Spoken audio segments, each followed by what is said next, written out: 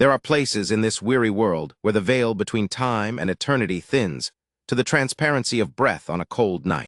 One such nexus sits high upon the hill at Greenwich, within the cold, precise walls of the Royal Observatory, a place consecrated to the ruthless measurement of existence. In the night of December 29, 1787, was bitter and unforgiving. Inside Flamsteed House, the master watchmaker's vault held not gold or jewels, but something infinitely more valuable: the Chronos mechanism, a timepiece of unimaginable complexity, built not merely to track the hour, but to theoretically predict the very curvature of time itself.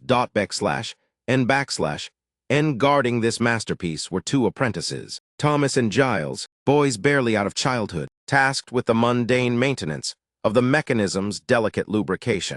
Their presence was a comfort to the astronomer royal, for the Chronos mechanism was known to sometimes speak a low, rhythmic groan of brass and gear that hinted at temporal strain. And just after midnight, the guards reported hearing a sound that pierced the dense fog outside. Not a groan, but a ringing, like a hammer striking crystalline glass, followed by a profound, suffocating silence that seemed to absorb all other noise in the world. They ignored it, attributing the noise to the freezing air. But when the door to the vault was unsealed the following morning, the scene chilled the blood of the most seasoned veterans of the Star House.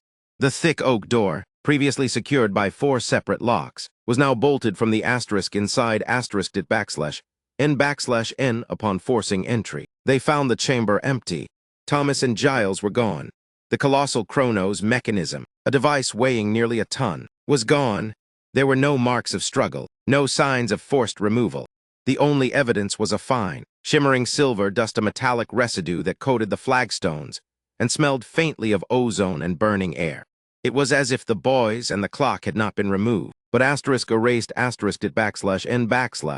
in the subsequent investigation was hushed, branded a runaway attempt combined with theft. But the mystery deepened for those who remained in the observatory. Within that sealed room, a sound persisted. It was the phantom heartbeat of the Chronos mechanism, a faint, rapid, utterly relentless ticking that had no physical source.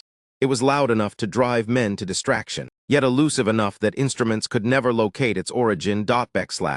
N over the next century. Several watchmen and junior astronomers assigned to that wing of the building went mad, claiming the ticking was not just a sound, but a voice, whispering equations backward.